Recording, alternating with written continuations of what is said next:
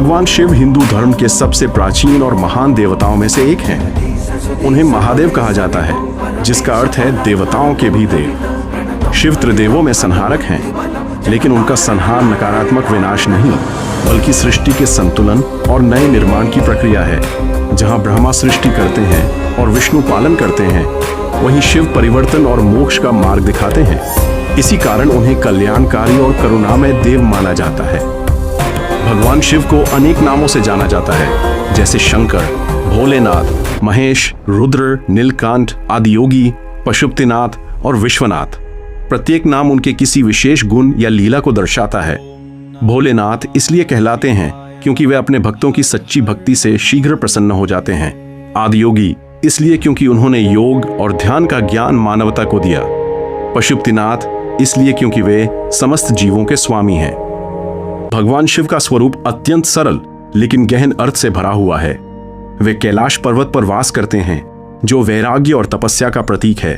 उनके शरीर पर भस्म लगी होती है, जो यह सिखाती है कि यह शरीर नश्वर है और अहंकार का त्याग करना चाहिए। उनकी जटाओं में मां गंगा का वास है, जो यह दर्शाता है कि शिव ने गंगा के प्रचंड वेग को अपनी शक्ति से नियंत्रित कर पृथ्वी को विनाश से बचाया। उनके मस्तक पर विराजमान अर्धचंद्र समय और मन की शीतलता का प्रतीक है।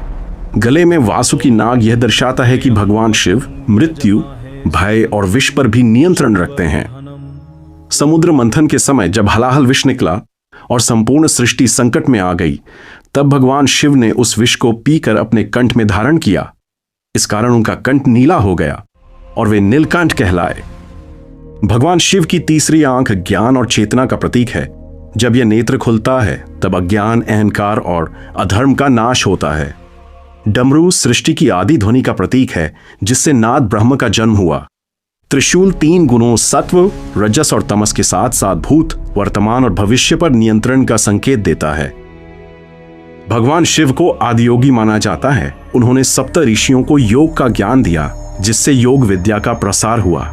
योग केवल शारीरिक अभ्यास नहीं, बल्कि आत्मा और परमात्मा के मिलन का मार्ग है।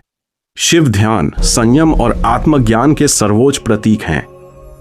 माता पार्वती भगवान शिव की अर्धांगिनी हैं, जो शक्ति और